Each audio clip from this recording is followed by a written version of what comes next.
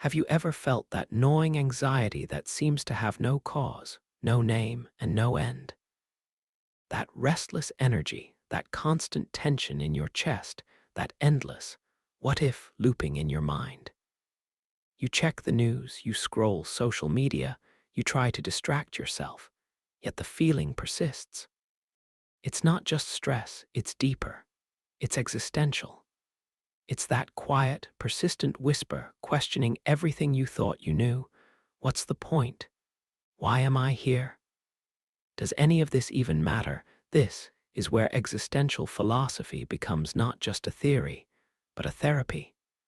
Philosophers like Kierkegaard, Nietzsche, and Sartre didn't merely ponder the nature of existence. They grappled with the anxiety that arises when you confront life's uncertainties head-on. And existential therapy takes these insights and turns them into tools to heal, to reframe, and to empower. Anxiety, at its core, is often a signal, a compass pointing us towards something we are ignoring or running from. The existential lens teaches us to stop avoiding that signal. Instead of numbing, controlling, or distracting yourself, you learn to sit with it, to explore it, to ask, what is this anxiety telling me about my life, my choices, my freedom? This is not about eliminating discomfort. It's about understanding its origin and redirecting its energy toward conscious living. One key insight from existential therapy is that much of our anxiety comes from the tension between freedom and responsibility. You are free to make choices, yet that freedom carries the weight of consequence. Every decision, big or small, is a brushstroke on the canvas of your life. For some, this realization is liberating. For many, it's terrifying. And that terror, that overwhelming sense of responsibility, is often the source of chronic anxiety. But here's the paradox. Leaning into this responsibility, rather than denying it, is where true relief begins. Think about your life. How often do you act out of fear? Fear of judgment, fear of failure, fear of being alone, rather than out of conscious choice.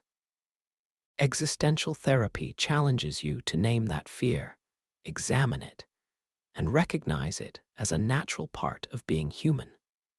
It invites you to ask the question, what kind of life do I want to live if I honor my freedom instead of fleeing from it? Another principle of existential thought is the confrontation with meaninglessness. Many people experience anxiety because deep down, they sense that life does not come preloaded with meaning.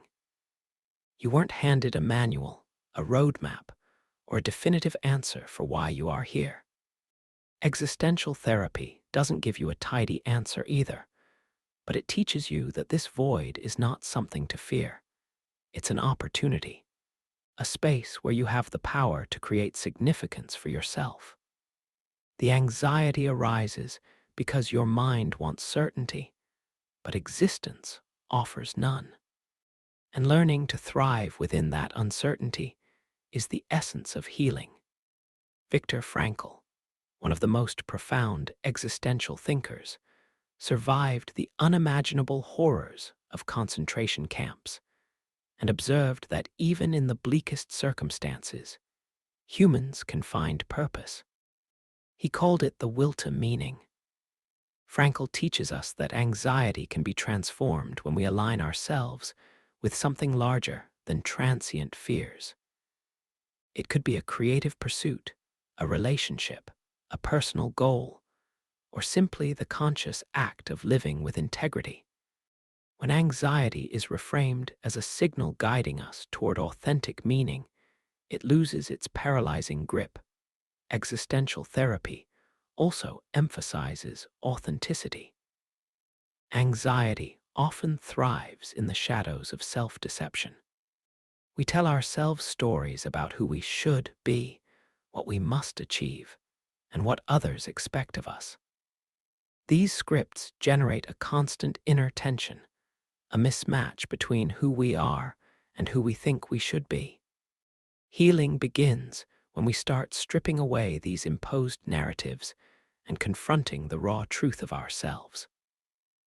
This doesn't mean we suddenly become perfect or fearless. It means we acknowledge our genuine desires, flaws, and values, and allow ourselves to act in alignment with them. Confronting death is another cornerstone of existential thought, and yes, it's terrifying.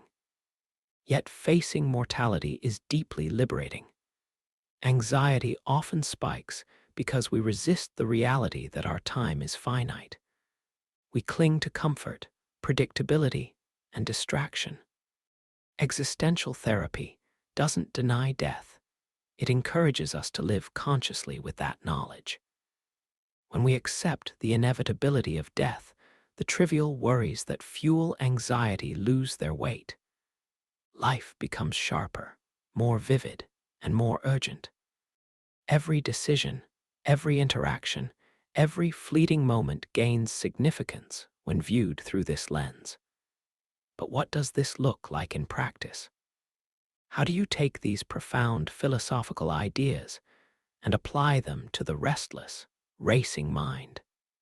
One practical exercise is reflection through journaling. Write down your fears, not to suppress them, not to argue with them, but to observe them as messages from your subconscious. Ask yourself, what am I avoiding? What choice am I postponing because of fear? How might I live differently if I acted despite this anxiety? By externalizing your inner turmoil, you gain perspective. The anxiety is no longer a formless force. It becomes a teacher, a guide, a signal. Mindfulness also plays a critical role. Existential therapy does not contradict mindfulness. It complements it. By anchoring yourself in the present, by observing your thoughts without judgment, you learn to hold anxiety without being consumed by it. You notice the patterns, the triggers, the habitual responses. And within that observation, you discover the first glimmer of choice. You are not your anxiety. It may exist, but you are the conscious witness capable of responding with intention rather than reflex. Connection is another powerful antidote. Existential anxiety often isolates us because it reminds us of our ultimate aloneness. We are each individually responsible for our lives, and that can feel unbearably lonely. Yet existential philosophy encourages us to engage deeply with others, to share, to empathize, to create bonds rooted in authenticity. Relationships grounded in honesty and shared purpose become anchors that help stabilize the storm of existential doubt. Anxiety diminishes not because it disappears, but because we feel seen, understood, and aligned with others in our shared human journey. The first part of healing through existential therapy, then, is acknowledgement. Naming your anxiety, accepting it, understanding that it is not a defect, but a natural human response to freedom, responsibility, uncertainty, and mortality. The second part is reflection, using philosophy as a lens to examine your life, your choices, and your desires. The third part is action, taking deliberate steps to live authentically, to create personal meaning, and to embrace your freedom without denial or avoidance. Action doesn't mean grand gestures or radical life changes. It starts in the micro moments. Choosing to speak your truth in a conversation rather than offering the safe or expected answer. Choosing to pursue a passion, even if it scares you. Choosing to sit with discomfort instead of numbing it with distractions. Each of these small, deliberate acts chips away at the power anxiety has over you. Each act affirms that you are living intentionally, not merely reacting. Another transformative practice is embracing ambiguity. Most of our fear comes from wanting clear answers, neat conclusions, and guaranteed outcomes. Existential therapy teaches that ambiguity is not a void, it is a space of possibility. When you allow yourself to dwell in uncertainty, you open the door to creativity, insight, and resilience. You learn that the future doesn't need to be predicted or controlled. It needs to be engaged with moment by moment, with presence and courage. Reflection on your values is crucial. Anxiety often spikes when our actions are misaligned with our deepest beliefs. Take time to identify what truly matters to you, not what society says, not what family expects, not what your peers celebrate, but what lights a spark in your soul. Then, use those values as a compass. When choices align with these principles, anxiety diminishes because you are no longer living under external compulsion. You are living under internal guidance. Existential therapy also emphasizes embracing responsibility, even for situations beyond your control. You can't change every outcome, but you can change your response. You can choose how to interpret events, how to act, and how to integrate experiences into your understanding of self and life. This ownership transforms anxiety from a paralyzing force into a motivating one. Responsibility is not a burden, it is a declaration of freedom. Consider the role of creativity in healing anxiety. When you engage in creative acts, writing, painting, composing, building, you assert your presence in the world. You imprint your meaning into reality. Creativity becomes a practice of existential engagement, a way to channel the energy of uncertainty into tangible expression. Through creation, you confront your freedom and fill the void of meaninglessness with something uniquely yours. We also confront mortality in practical ways. Existential anxiety is tightly linked to our awareness of death. But instead of resisting that awareness, existential therapy encourages integration. Meditate on impermanence, reflect on life's fragility, and let that awareness sharpen your focus on the present.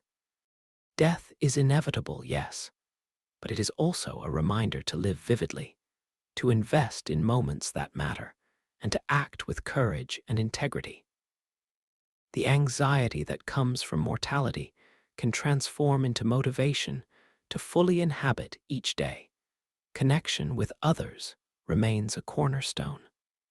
Existential therapy teaches that relationships are mirrors, revealing truths about ourselves and the human condition. By cultivating authentic interactions, you not only find meaning in shared experience, but also receive feedback that guides growth. Others' presence reminds us that we are not isolated observers of life. We are participants, contributors, and witnesses to the shared tapestry of existence.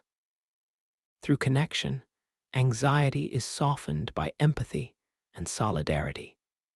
One of the most profound shifts occurs when you reframe suffering itself.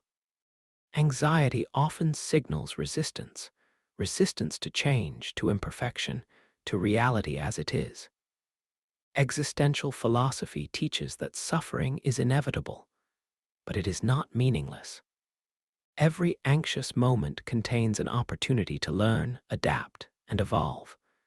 Pain, once reframed, becomes a teacher. It is a portal through which insight, resilience, and wisdom emerge. The suffering we endure is a catalyst for self-awareness and conscious living. Mindfulness, reflection, authenticity, creativity, responsibility, connection, and reframing suffering are not theoretical. They are practical tools. They form a suite of practices that allow anxiety to be observed, understood, and transformed. You don't aim to eradicate anxiety. That's impossible.